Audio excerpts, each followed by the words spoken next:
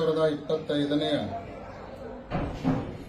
ಯುಗಾದಿಯ ಜಾತ್ರಾ ಮಹೋತ್ಸವದ ಸಂದರ್ಭದಲ್ಲಿ ಶ್ರೀಶೈಲ ಕ್ಷೇತ್ರಕ್ಕೆ ಆಗಮಿಸಿರುವಂತಹ ಮತ್ತು ಆಗಮಿಸುತ್ತಿರುವ ಎಲ್ಲ ಭಕ್ತರಿಗೆ ತಿಳಿಸುವ ಸೂಚನೆ ಏನೆಂದರೆ, ಈ ವರ್ಷ ಶ್ರೀಶೈಲ ಕ್ಷೇತ್ರಕ್ಕೆ ಬರುವಂತಹ ಭಕ್ತರ ಸಂಖ್ಯೆ ಗಣನೀಯ ಪ್ರಮಾಣದಲ್ಲಿ ಜಾಸ್ತಿ ಆಗ್ತಾ ಇರೋದರಿಂದ ಇಲ್ಲಿ ಬಹಳಷ್ಟು ತೊಂದರೆಯನ್ನ ಅನುಭವಿಸುವಂತಹ ಪರಿಸ್ಥಿತಿ ಎದುರಾಗ್ತಾ ಇದೆ. ಆದ್ದರಿಂದ ದರ್ಶನವನ್ನ ಮಾಡಿಕೊಂಡಿರುವಂತಹ ಭಕ್ತರು, ಅದು ಯಾರೇ ಇರಬಹುದು, ಒಮ್ಮೆ ಸ್ಪರ್ಶ ದರ್ಶನ ಮಾಡಿಕೊಂಡ ನಂತರ ಮತ್ತೆ ಮತ್ತೆ ದರ್ಶನಕ್ಕೆ ಹೋಗುವಂತಹ ಪ್ರಯತ್ನವನ್ನ ಯಾರೂ ಮಾಡಬಾರದು. ಬೇರೆಯವರಿಗೂ ಕೂಡ ದರ್ಶನಕ್ಕೆ ಅವಕಾಶ ಕೊಡುವಂತಹ ಔದಾರ್ಯವನ್ನು ಮನಸ್ಸಿನೊಳಗಿಟ್ಟುಕೊಂಡು ಒಮ್ಮೆ ದರ್ಶನವನ್ನು ಮಾಡಿಕೊಂಡು ನಂತರ ತಮ್ಮ ಕಂಬಿ ತಮ್ಮ ದಾಸೋಹ ತಾವು ಉಳಿದುಕೊಂಡು ಜಾಗದೊಳಗೆ ಇಳ್ಕೊಂಡು ಜಾತ್ರೆಯನ್ನು ಮಾಡಬೇಕು. ಆಮೇಲೆ ಪಾಳೆ ಹಚ್ಚಿ ಹೋಗೋ ಕಾಲಕ್ಕೆ ಯಾರೂ ಕೂಡ ಒಂದು ಲೈನ್ನಿಂದ ಇನ್ನೊಂದು ಲೈನ್ಗೆ ಜಂಪ್ ಮಾಡಿ ಹೋಗೋದು, ಆಮೇಲೆ ಲೈನ್ನಲ್ಲಿರುವಂತಹ ವ್ಯವಸ್ಥೆಗೆ ಧಕ್ಕೆಯನ್ನು ಉಂಟು ಮಾಡೋದು, ಈ ರೀತಿಯಾಗಿರುವಂತಹ ಕಾರ್ಯವನ್ನು ಯಾರೂ ಮಾಡಬಾರದು. ಕರ್ನಾಟಕದ ಭಕ್ತರು ಮಲ್ಲಯ್ಯನ ಮೇಲೆ ಅಪಾರ ಭಕ್ತಿಯನ್ನು ಇಟ್ಕೊಂಡವರು ಅನ್ನುವಂತಹ ಏನು ಕೀರ್ತಿ ಇದೆ, ಆ ಕೀರ್ತಿಗೆ ತಕ್ಕಂತೆ ಭಕ್ತರೆಲ್ಲ ವರ್ತನೆಯನ್ನ ಮಾಡಬೇಕು. ಭಕ್ತರು ತಮ್ಮ ಭಕ್ತಿಯನ್ನು ಪ್ರದರ್ಶನ ಮಾಡಬೇಕೇ ಹೊರತು ಶಕ್ತಿ ಪ್ರದರ್ಶನವನ್ನು ಮಾಡುವಂತಹ ಕಾರ್ಯವನ್ನ ಯಾರೂ ಮಾಡಬಾರದು ಅನ್ನುವಂತಹ ಸೂಚನೆಯನ್ನ ಎಲ್ಲ ಭಕ್ತರಿಗೆ ಕಳಕಳಿಯಿಂದ ಈ ಸಂದರ್ಭದಲ್ಲಿ ನಾವು ಹೇಳಲಿಕ್ಕೆ ಬಯಸ್ತೇವೆ.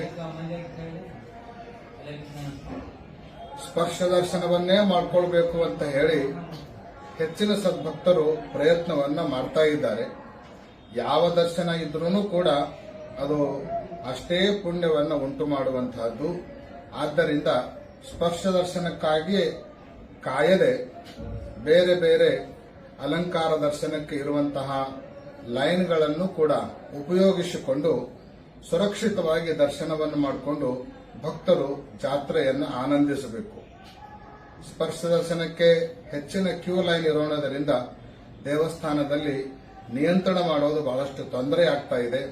ಆ ಕಾರಣಕ್ಕಾಗಿ ಅಲಂಕಾರ ದರ್ಶನವನ್ನು ಕೂಡ ಹೆಚ್ಚಿನ ಸಂಖ್ಯೆಯಲ್ಲಿ ಉಪಯೋಗ ಮಾಡಿಕೊಂಡು ನೀವು ಸುರಕ್ಷಿತವಾಗಿ ಆನಂದದಿಂದ ಮಲ್ಲಯ್ಯನ ದರ್ಶನವನ್ನು ಪಡ್ಕೊಂಡು ಜಾತ್ರೆಯಲ್ಲಿ ಪಾಲ್ಗೊಳ್ಳಬೇಕು. ಆ ನಂತರ ಕ್ಷೇತ್ರದಲ್ಲಿ ಇರುವವರು ಕೂಡ ಬಹಳ ದಿವಸ ಇರಲಿಕ್ಕೆ ಪ್ರಯತ್ನ ಮಾಡದೆ ಕಂಬಿಯನ್ನ ತಗೊಂಡು ಬಂದವರು ಕಂಬಿಯನ್ನ ವಾಪಸ್ ಒಯ್ಯಲಿಕ್ಕೆ ಎಷ್ಟು ಬೇಕೋ ಅಷ್ಟು ಜನ ಮಾತ್ರ ಉಳ್ಕೊಂಡು ಮುಂಚಿತ ಬಂದವರು ದರ್ಶನ ಮಾಡಿಕೊಂಡು ತಮ್ಮ ಊರುಗಳಿಗೆ ತೆರಳಿದರೆ ಮುಂದೆ ಬರುವಂತಹ ಭಕ್ತರಿಗೆ ಅವಕಾಶವನ್ನು ಕಲ್ಪಿಸಿಕೊಟ್ಟಂತಹ ಪುಣ್ಯ ನಿಮಗೆಲ್ಲ ಪ್ರಾಪ್ತಿಯಾಗ್ತದ.